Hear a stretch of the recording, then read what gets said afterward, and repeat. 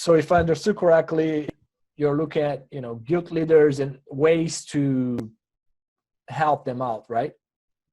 Strategies to improve the performance. Okay. It's interesting. I mean, boy, we just had another webinar a few months ago or so, and my bias is that, based on Mike Ellis' work and others, is that it's extremely hard to change those things, at least to change. If you put an intervention and you maintain that intervention all the way to the end, maybe you're going to be fine. But if you change it and then you take that intervention away, it's almost like they're likely going to go back to normal in general. Not always, but that's my bias. But I appreciate the efforts, and that's how we progress. Yeah, and I would say you're exactly right, and that's what we experienced, because it seems for us, and our data would say that, there's maybe a small window in there where, these nutritional, like direct fed microbials or something, we can influence it, but it's for a very small phase, right? And even if we go longer, it washes out. And one of the questions I've always had is if we add these copper and zinc products, how is that influencing the gut microbiome? Because it's really kind of set, right, early in that suckling period as they go through. And so I don't know if we can influence it. The one thing that was interesting, we had done, Dr. Murray and some others had worked with some people here to look at the microbiome of different sow farms, right? And we we thought that we could influence them by inoculating at the sow farm. We didn't get much of a result after that. And so we had done a work, I'd worked with some people here about 2 years ago, and we went through and we characterized, right, the microbiome, what we had called good flows and poor flows, right?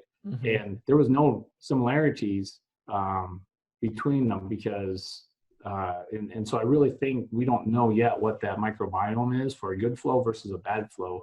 So I don't know what to change it to, I guess. That would be our experience so far. Interesting. Yeah, and I've seen, Chad, same thing, a few microbiome studies where when we stopped the stimulus or whatever intervention, in a week or two, we went back to the normal flora, so I'll be curious to see any other studies where that remained all the way to the end, Yeah, and I think, there's lots of, there seems to be lots of good work that's continuing to be done in this space, right? But at least for us, I remain cautious, because if I find something that works within what I call one production flow, I don't know if it'll work within a different production flow, right?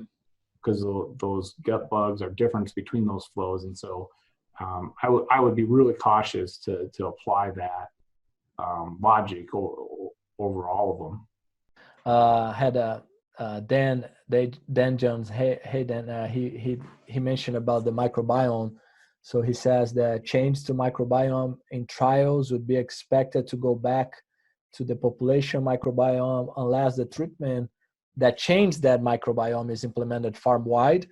And I would probably add that, again, if you do farm-wide but you stop, then likely you might, I don't know for sure. That's based on the data that I've seen. So, but that's interesting. Thanks, Dan.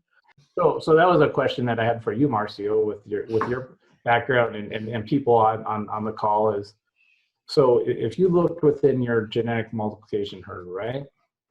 And if you believe in this gut microbiome, so and I've talked to a couple of people on this, so when that piglet first suckles, right?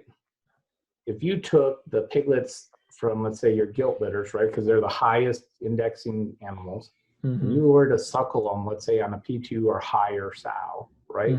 Could you effectively influence the microbiome positively in that animal, which would then eventually influence the downstream production within that herd? Interesting. Right? So you would swap a maternal barrel for a gilt, right? And you would try to do that early. Would that, and somebody in my conversations with people have said that there's a benefit for it being on your own mother or not. Now, I've not found that paper yet, but I think that's an interesting thing that, we've talked about with Carrie and others to see if it, would be a benefit, I guess. Yeah, that's interesting. So what you're saying is basically using that improved, because the improved genetics, not even the genetic companies know exactly what has been improved. They only know that they select for everything and you have a better pig, right? Because is it a little bit of an improved in microbiome? Maybe, right? So what you're saying, that microbiome, potentially improved microbiome, could affect the not as updated genetic from that standpoint. So that's interesting. Right, and could you improve your downstream productions with them by putting the good, like some of this fecal transplant stuff that's happening out there, right?